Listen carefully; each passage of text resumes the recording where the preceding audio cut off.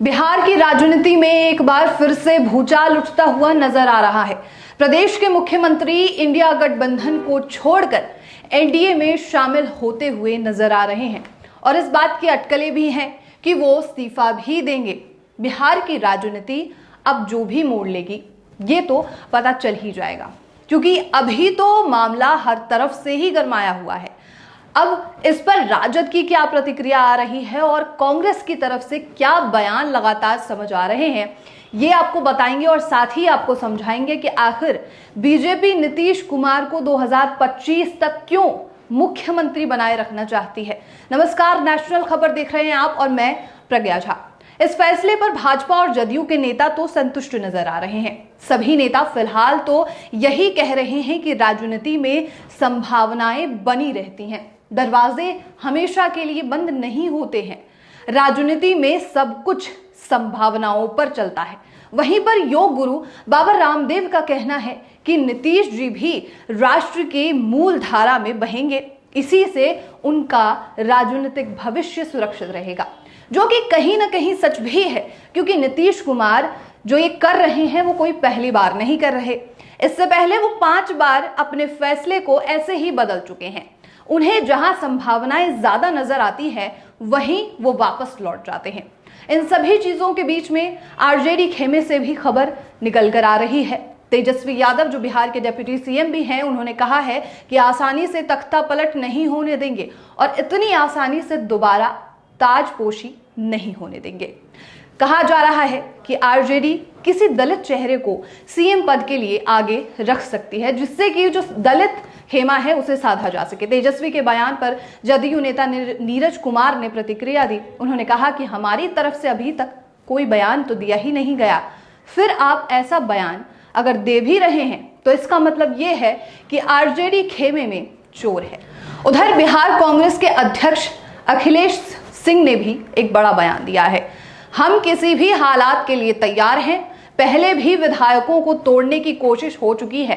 एक MLC party छोड़कर गया था, क्या इसके बाद कोई और गया है?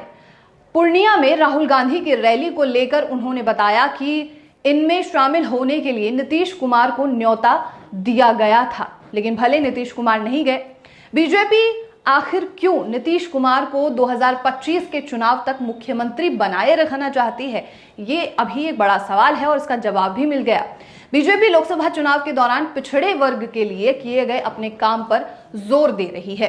बीजेपी नेताओं को कहा जाएगा कि वो जेडीयू से दोबारा गठबंधन को लेकर बयानबाजी ना करे, क्योंकि मीडिया अभी भी बात सुनना चाह रही है। बीजेपी ने कर्पूरी ठाकुर को भारत रत्न देकर और अन्य मुद्दों को लेकर अति पिछड़ों के बीच अपना वोट बैंक मजबूत किया है। बीजेपी इसी को आगे बढ़ाएगी। पार्टी नेताओं का मानना है कि उन्होंने लव कुश समीकरणों को भी साधा हुआ है। उपेंद्र कुशवाहा और नीतीश कुमार के साथ आने से इसको और ज्यादा मजबूती मिलेगी और साथ ही 2025 के जो विधानसभा चुनाव है उसमें बीजेपी गठबंधन को जबरदस्त फायदा मिल सकता है। ये कोई पहली बार नहीं है कि नीतीश कुमार ने यू टर्न लिया है। अब आपको बताते हैं कि आज से पहले कितनी बार नीतीश कुमार ऐसा कर चुके हैं। नीतीश कुमार ने साल 1994 में जनता दल से अलग होकर समता पार्टी बनाई थी। इसके बाद 30 अक्टूबर 2003 को जनता दल यूनाइटेड का गठन किया और 2005 के चुनाव में बीजेपी से गठबंधन किया। साल 2013 में बीजेपी से गठबंधन तोड़ लिया। इसके बाद नीतीश कुमार ने साल 2015 में आरजेडी और साथ में ही कांग्रेस के साथ गठबंधन बना लिया। फिर साल 2017 में नीतीश आरजेडी को छोड़कर एक बार फिर बीजेपी के साथ आ गए।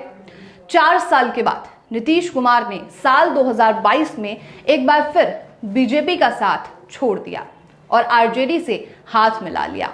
अब फिर 1.5 साल के बाद नीतीश के आरजेडी को छोड़कर बीजेपी के साथ आने की अटकलें लगाई जा रही हैं। अब जो भी होगा ये तो देखने वाली बात है।